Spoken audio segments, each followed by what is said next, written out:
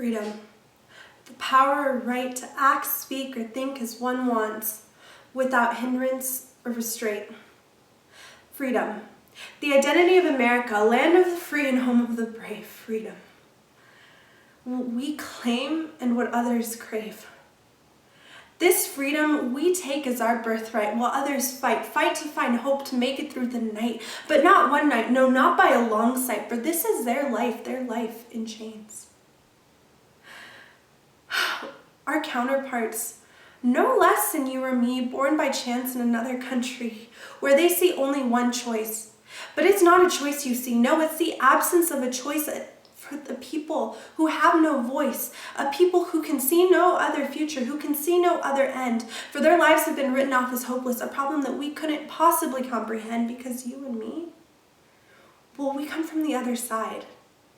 As a little girl, I grew up dreaming of all the different things I could be, and every day people would tell me, "You're off to great places, today's your day, your mountain is waiting, so get on your way." But my mountains, well, they're just lumps in the grand scheme of things. For my eyes have been opened, and now I can see that this world is bigger, my friend. It's bigger than you or me. And there are places in this world so dark that you can barely see. These places, they have slavery, a word that we refuse to accept. We say, we abolished slavery in 1865. But I'm sorry to tell you that it's still alive and well with a strong beating heart, a heart of over 30 million people who live their lives in the dark, a darkness of a life without hope, a darkness of being someone who's sold, a darkness where 12-year-old Lacey is taken by full-grown men, being sold for sex, every night, again and again, a darkness where a small Ghanaian boy spends 14 hours a day breaking rocks when he should be home with the toy, for he's only a boy. He could be no older than 8, but he's owned by a man filled with hate. And these kids, they're not the only ones there, no. They're surrounded by others, and it doesn't stop there. These victims, they span over all sorts of lines, race, gender, age, sex. These traffickers, they don't mind. They're out in Cambodia. They're here in the United States.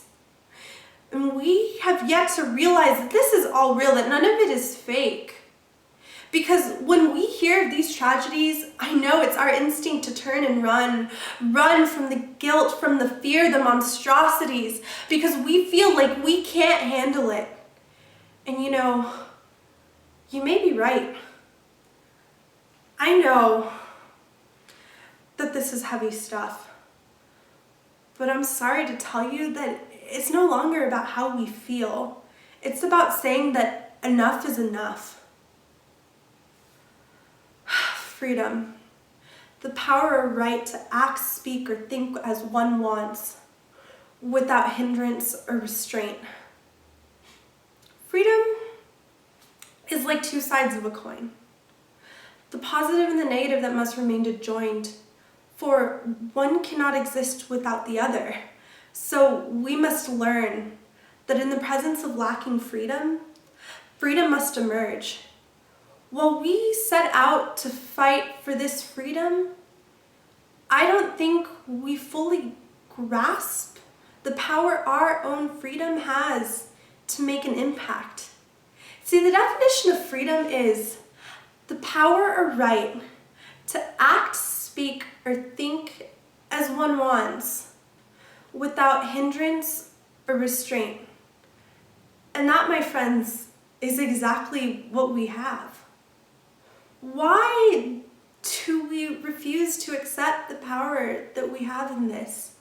Why do we extinguish the right we have to use our voices and actions? Why don't we claim this right and use it to bring a light to the darkness? Use it to bring a hope, to bring a light that will break the chains. Use this and our actions and our voices and our freedom and do everything we can till nothing remains. Because this freedom is our privilege and our right. But we have yet to realize that there's more to this life, that our lives cannot revolve around us, because in the end we're all just made of dust. Our lives are finite, and our days, well, there will be an end to our days. But our impact and our legacy, well, those are the things that will remain. Will we be known as another generation who would turn a blind eye while other people die because we were too stubborn and selfish to put down our pride and realize that there's a bigger problem than you or me, a bigger problem than we may even care to see? These 30 million, well, they don't have freedom, so they're left to slave away. Night and day, slave away, night and day, slave away, night and day. But us, me and you, I think we both know what we can do. We can come together and we can take a stand. We can see slavery come to an end. Because we have freedom. We have the power and right to act, speak, and think as we want without hindrance or restraint.